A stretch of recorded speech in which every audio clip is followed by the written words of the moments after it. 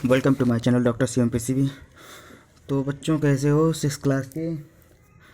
चलो ठीक है। बहुत सारे बच्चे कह रहे थे मतलब आप वीडियोस बनाइए, आप कोचिंग पढ़ाते हो सर तो फिर आप वीडियोस क्यों नहीं बनाते, ठीक है ना।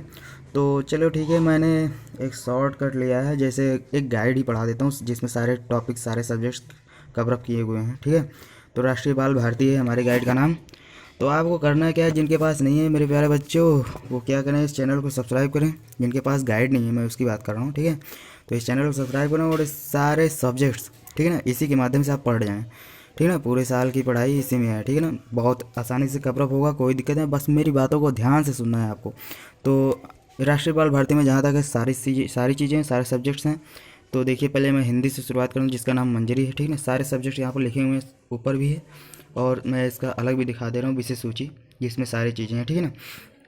सारी चीज़ें मैं पढ़ाऊँगा। चलो ठीक है, मैं देखता हूँ पहला चैप्टर क्या है। चिरमहान एक कविता है, एक क्या कहते हैं पद्य है, ठीक है ना। तो पहली बात तो इसका जो आप किताब में देख लेना, किताब तो होनी चाहिए सबके पास, ठीक है। तो पहला जो पंक्ति है जगजीवन जो चिरमहान, उसके बाद जो अंत में है देखिए कहाँ ये एंड होता है, हित समान, ठीक है ना। यहाँ तक कि क्या होता है कि जैसे एग्ज़ाम में आ जाएगा, इसका संदर्भ सहित व्याख्या कीजिए। प्रसंग नहीं लिखेगा, क्वेश्चन में प्रसंग नहीं दिया रहेगा तो प्रसंग अपने आप से लिखना पड़ता है। मैं पहले बता दूं संदर्भ क्या होता है। संदर्भ होता है जैसे अभी कविता है तो पद्य लिखना पड़ेगा, ठीक ना। तो संदर्भ में यही लिखना चाहिए, प्रस्तुत पद्यांश हमारी पाठ्य पुस्तक मंजरी के, ठीक ना। मैं हाथ लिख दे रही हूँ, ठीक है, एक मिनट। हाँ, अब से यह प्रस्तुत यह पद्यांश नहीं है, प्रस्तुत पद्यांश, यहाँ पर प्रस्तुत लिख देना। प्रस्तुत पद्यांश हमारी पाठ्य पुस्तक मंजरी के चिरमहान नामक पाठ से लिया गया है। इसके रचयिता सुमित्रानंद पंत जी हैं। या कवि और यहाँ पर सम्मान के लिए बहुत ज़्यादा लिख दिया, कोई दिक्कत नहीं, आप सिंपल मेरी बात को दोबारा गौर से सुनिए। प्रस्तुत पद्यांश हमारी पाठ्य पुस्तक मंजरी के चिरमहान नामक पाठ से लिया गया है। इसके रचयिता सुमित्रानंदन पंत हैं, ठीक ना। इतना आप लिखना है। अब देखिए ये प्रसंग इसमें देखिए बहुत ज़्यादा बड़ा लिख दिया गया, तो बच्चे कन्फ्यूज मत होना यार, ठीक है ना। अभी 6 क्लास के कोई दिक्कत नहीं, बहुत शॉर्ट में लिखना है आपको। इसका प्रसंग में क्या लिखना है, जैसे मैं व्याख्या पहले पढ़ दूं ताकि क्लियर हो जाए कवि कहना क्या चाहता है, ठीक ना। इसी के अनुसार हम प्रसंग लिखते हैं। आप बार बार कविता पढ़ेंगे तभी तो आपको क्लियर होगा इसका प्रसंग क्या लिखना है। एक ही लाइन में, इसमें तीन लाइन लिखा गया है, ठीक ना। व्याख्या पहले पढ़ता हूँ, ये व्याख्या भी अपने मन से लिखना है, जरूरी नहीं कि यही रटना है, ठीक है। चलो देखते हैं ध्यान से। कवि ईश्वर से प्रार्थना करते हुए कहता है कि हे प्रभु, मैं उसका प्रेमी बनूं जो समान रूप से मनुष्य मात्र का कल्याण करने वाला हो, संसार रूपी जीवन में दीर्घ काल तक रहने वाला हो, श्रेष्ठ सौंदर्य से परिपूर्ण और हृदय में सत्य धारण करने वाला हो। बहुत सुंदर लाइन है, ठीक है। इसमें प्रसंग में क्या लिखना है, इस प्रस्तुत कविता में या फिर प्रस्तुत पद्य खंड में, ठीक ना। कवि कहना चाहता है, कवि एक सुंदर मन वाले मनुष्य या फिर ईश्वर की कामना करता है जो संसार में केवल मदद ही करता है, ठीक ना। बस इतना ही, कोई दिक्कत नहीं, ठीक ना। इतना मतलब कोई भी इंसान वही लिखेगा जो उसके मन में रहेगा, ठीक ना। लेकिन इसमें क्या दिया गया है पद्य खंड में, ठीक ना, उसी के अनुसार लिखना है। तो इसमें जो बातें लिखी गई उसी का शॉर्ट फॉर्म में लिखना है कि प्रस्तुत पद्य खंड में, प्रस्तुत कविता में कवि कहना चाहता है कि कवि प्रस्तुत एक मिनट, हेलो, एक मिनट, आवाज़ इसमें कट गई है। नहीं, सब ठीक। हाँ, प्रस्तुत पद्य खंड में कवि उस इंसान के बारे में बात करना चाहता है या फिर उस ईश्वर के बारे में बात करना चाहता है जो सदा हमेशा कल्याणकारी हो, ठीक है ना, हमेशा मदद करने वाला हो। एक ही लाइन में हो गया प्रश्न। अब व्याख्या में, अब इसमें लिखना है आपको, इस खंड में कवि कहना चाहते हैं, ठीक ना, इस पंक्ति में कवि कहना चाहते हैं कि अपने मन से थोड़ा सा बना के आपको लिखना पड़ेगा ताकि आपका क्रिएटिव माइंड हो सके, ठीक है ना। अपने आप से अर्थ जोड़िए इसमें, जरूरी नहीं है कि जो लिखा है वही आप रटना है, रटना बिल्कुल भी नहीं है, मैं रटने का बिल्कुल भी नहीं कहूँगा, ठीक है ना। आप ध्यान से सुनिए, इसमें ऐसे बोलना है, प्रस्तुत पंक्ति में कवि कहना चाहते हैं या फिर कवि कहना चाहते हैं कि हे प्रभु, मैं उसका प्रेमी बनूं या फिर मैं उसका अनुरागी बनूं, ठीक ना, जो समान रूप से मनुष्य मात्र का कल्याण करने वाला। अब यार देखो यार, यहाँ पर रटोगे तुम, ऐसा मत करना, ऐसे बोलना है, हे प्रभु, मैं उसके पद चिन्हों पर चलूं जो हमेशा मनुष्यों की मदद करता हो अपने आप से, ठीक ना। संसार रूपी जीवन में दीर्घ काल तक रहने वाला हो, जो इस संसार में हमेशा बहुत लंबे समय तक रहने वाला हो, ठीक ना। ऐसे श्रेष्ठ सौंदर्य से परिपूर्ण हो, श्रेष्ठ सौंदर्य से मतलब क्या, बहुत अच्छे संस्कारों से सुसज्जित हो, ठीक है ना, सुसज्जित हो, बहुत सारे उसमें गुण हो, है ना, अपने मन से। और लाइन इसे जोड़ते जाइए और थोड़ा बड़ा भी हो जाएगा, ठीक है ना। जो हृदय में सत्य धारण करने वाला हो, जो अपने हृदय और मन से हमेशा सत्य बोलने वाला हो, हमेशा सच बोलता हो, ठीक है ना। एक पंक्ति का अर्थ हो गया। अब इसमें डायरेक्ट मैं फिर से एक बार तुरंत एक शॉर्ट फॉर्म में बोलता हूँ। संदर्भ में प्रस्तुत पद्यांश हमारी पाठ्य पुस्तक मंजरी के चिर महान नामक पाठ से लिया गया है। इसके रचयिता कवि सुमित्रानंदन पंत हैं, ऐसे लिख सकते हो, ठीक है। प्रसंग में इस पंक्ति में कवि उस इंसान के बारे में कहना चाहता है जो हमेशा कल्याणकारी हो, मतलब हमेशा मदद करने वाला हो, हमेशा सत्य बोलने वाला हो, ठीक है। थोड़ा सा प्रसंग हो गया। अब व्याख्या में कवि कहना चाहते हैं कि ऐसे लिखना है, ठीक है, मैं उसका प्रेमी बनूं या मैं उसका आचरण धारण करूं अपने में, जो हमेशा मनुष्य का कल्याण करता हो, हमेशा सत्य बोलता हो, ठीक ना, जो हमेशा रहने वाला हो, हमें बहुत समय तक रहने वाला हो, ठीक ना, और बहुत अच्छे उसमें गुण हो। ऐसे अपने आप से लिख सकते हो, कोई दिक्कत नहीं होगी, ठीक ना। चलिए ठीक है, दूसरी पंक्ति में क्या है, जिससे जीवन में, दूसरी पंक्ति है, पहला लाइन पहला अच्छा 3 शब्द दिए गए हैं, जिससे जीवन में, ठीक ना, और अंत में अखिल व्यक्ति। अब इसमें सेम टू सेम संदर्भ भी वही लिखना है, लेकिन प्रसंग में पहले मैं व्याख्या पढ़ लूँ ताकि मुझे भी समझ में आ जाए क्या इसके प्रसंग में लिखना है। हे प्रभु, मैं वह प्रकाश बन सकूं जिसमें संपूर्ण प्राणी समाहित हो जाएं, जिससे जीवन में शक्ति प्राप्त हो तथा भय, शक, संदेह एवं बिना सोच विचार और अंधविश्वास के किसी भी के प्रति निष्ठा रखने की भावना का निवारण हो सके। तो आपको समझ में आ गया होगा, या फिर नहीं समझ में आया होगा तो मैं समझा दे रहा हूँ, ठीक है। चलो देखो, प्रसंग में है कि आप इसमें कवि कहता है कि इस पंक्ति में कवि कहना चाहता है कि मैं अपने स्वयं के बारे में कहना चाह रहा है कि मैं वह प्रकाश बनूं, ठीक ना।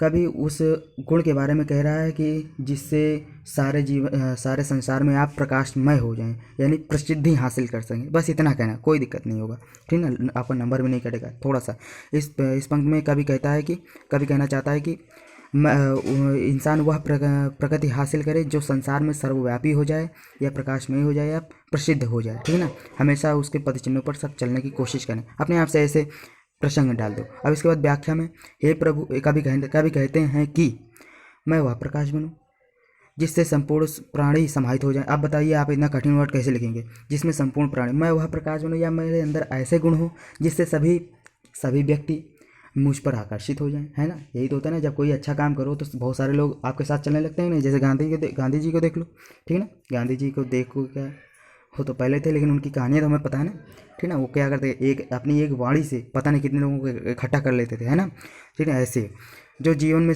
जिससे जीवन में शक्ति प्राप्त हो, है ना। जब आपके पास बोली में दम होगा, आपकी आवाज़ में दम होगा, आपकी बात में सच्चाई होगी, तो बहुत सारे लोग मिल जाएंगे, तो एक शक्ति नहीं हो गई, है ना। एक समूह, आप एक लकड़ी लीजिए, उसमें उसको तोड़ सकते हैं नहीं, और बहुत सारी लकड़ियाँ गट्ठर बन रहे हो, उसके बाद तोड़ सकते हो क्या, नहीं ना, शक्ति प्राप्त होगी ना। और बिना शक, संदेह, बिना सोच विचार और अंधविश्वास के किसी भी प्रति निष्ठा की भावना का निवारण हो सके। जब आपकी बोली में दम होगा, आपकी वाणी में दम होगा, आपके शब्दों में दम होगा, तो बहुत सारे लोग विश्वास करेंगे आप पर अटूट, कोई आपको झूठा नहीं समझ पाएगा, ठीक ना। चलिए ठीक है, अब तीसरी पंक्ति में आते हैं। तीसरी पंक्ति में है पाकर प्रभु। तीसरी पंक्ति आप देख लेंगे किताब में, उसके बाद अंतिम है, उसका अंतिम शायद पंक्ति है, उसके अंत में होगा बिहान। अब इसमें संदर्भ में वही लिखना है। प्रस्तुत पद्यांश हमारी पाठ्यपुस्तक मंजरी के चिर महान नामक पाठ से लिया गया। इसके रचयिता सुमित्रानंदन पंत, है ना, यही तो है, सुमित्रानंदन पंत जी हैं, ठीक है। इसके बाद प्रसंग में क्या होगा, पहले मैं व्याख्या पढ़ लूँ ताकि मुझे भी समझ में आ जाए। हे प्रभु, तुझसे संसार के मनुष्य मात्र की पूर्ण रक्षा करने का अमर दान प्राप्त कर मैं कृतज्ञ हूँ। मुझे ऐसी शक्ति दो कि मैं एक बार पुनः नए जीवन का प्रातःकाल ला सकूं, अर्थात प्राणी मात्र को सुखी व समृद्ध बना सकूं। अब इसमें प्रसंग में क्या लिखना है आपको, प्रसंग में यही लिखना है कि इसमें इस पंक्ति में कवि कहना चाहता है कि हाँ, तो इसमें प्रसंग में लिखना है कि कवि कहते हैं कि इस पंक्ति में कवि कहना चाहता है कि मैं उस शक्ति का अधिपत्य या अधिकारी हो जाऊं जिससे मैं इस संसार में अंधकार को मिटा सकूं, ठीक है ना, अंधकार को मिटा सकूं या और उसको प्रकाशमय बना सकूं, ठीक है ना। ये ऐसे प्रसंग लिखना है, थोड़ा सा छोटा सा। इसके बाद व्याख्या में लिखना है, व्याख्या को आप बड़ा कर सकते हैं, देखिए कैसे। इस कवि कहते हैं कि इसमें तो जय प्रभु लिखा है, ठीक ना। कभी कहते हैं कि ऐसे लिखना है, ठीक ना। और जैसे गद्य हुआ कहानियों में हो जाएगा, तो कभी इसमें लेखक कहते हैं कि लेखक कहना चाहता है कि, ठीक, ऐसे लिखना चाहिए। तो देखिए ये कभी कहते हैं कि तुझसे संसार के मनुष्य मात्र की पूर्ण रक्षा करने का वरदान प्राप्त कर मैं कृतज्ञ हूँ। ये मतलब ये कभी कहना चाहते हैं कि इसमें जो इंसान है या प्राणी है वो ईश्वर से प्रार्थना करता है कि मुझे ऐसा वरदान दो जिससे मैं इस संसार में अमृत प्राप्त कर मैं कृतज्ञ हो जाऊँ। ठीक है ना, मतलब एक मिनट हेलो। हाँ, तो इसमें हो गया है कि सारा चीज़ जब भगवान ने उसे सब कुछ दे दिया तो कह रहा है कि कभी कहना चाहते हैं कि मैं आपसे प्राणी मात्र की जो यहाँ पर मनुष्यों की रक्षा कर मैं जो अमृत प्राप्त कर चुका हूँ उससे मैं एक आपका बहुत कृतज्ञ हूँ। ठीक ना, बहुत आभारी हूँ, बहुत धन्यवाद करता हूँ प्रभु।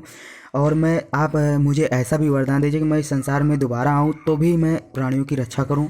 ठीक है ना, उनकी मदद करूँ। ठीक है ना, और उनके जीवन को सुखमय बना सकूँ, ऐसा इसकी व्याख्या है। ठीक है, तो उम्मीद करता हूँ बहुत अच्छा लगा होगा। आप इसको बार बार पढ़ना, बार बार सुनना। ठीक है ना, 6th क्लास के बच्चे। ठीक है, और ये शब्दार्थ थोड़ा ध्यान रखना। जग जीवन यानी संसार के लोगों के जीवन में मेरी वाणी को सुन लीजिए। ठीक ना, क्योंकि ये पढ़ते नहीं हो आप ज़्यादातर, तो मेरी आवाज़ को सुनिए। जग जीवन का शब्दार्थ है संसार के लोगों के जीवन में। चिर मतलब दीर्घ काल तक रहने वाला, मतलब बहुत समय तक रहने वाला। महान यानी बड़ा।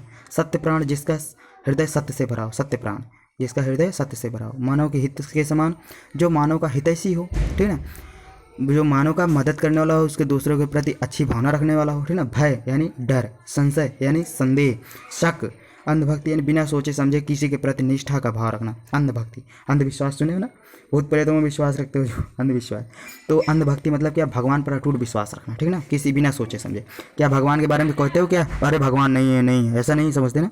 अटूट विश्वास है ना कि भगवान मेरी मदद करते हैं, तो वही।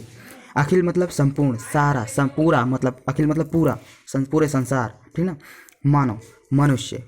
परितात्र, परित्राण, पूर्ण रक्षा। परित्राण मतलब पूर्ण रक्षा, पूरी तरह से सुरक्षा करने वाला। नौ माने नया, बिहान माने प्रातः काल या भोर या सुबह। ठीक ना, तो चलिए ठीक है, और नेक्स्ट वीडियो में मैं और सारी चीज़ें बताऊंगा। ठीक ना, कैसे प्रश्न क्वेश्चन को सॉल्व करना है। ठीक ना, ज़्यादा क्या पढ़ना है क्या नहीं पढ़ना है। अगर ये सब जानना चाहते हो तो चैनल को सब्सक्राइब करते जाएं और अपने साथियों को भी चैनल को सब्सक्राइब करवाएं। और तब तक के लिए धन्यवाद। ठीक है, वीडियो को देखने के लिए, और इसको प्रमोट करो, सबको, अपने क्लास के बच्चों को भी बताओ यहाँ पर चैनल ऐसा चल रहा है जो पूरी अच्छे से बता रहे हैं। ठीक है ना, तो ये पूरे यूपी बोर्ड, उत्तर प्रदेश के जो हिंदी मीडियम के बच्चे हैं उन्हीं के लिए है। ठीक है, तो चलिए ठीक है, चैनल को लाइक करना, शेयर करना और सब्सक्राइब कर देना। ठीक है, तब तक के लिए बाय, और इंतज़ार करिए आप मेरे नेक्स्ट वीडियो का।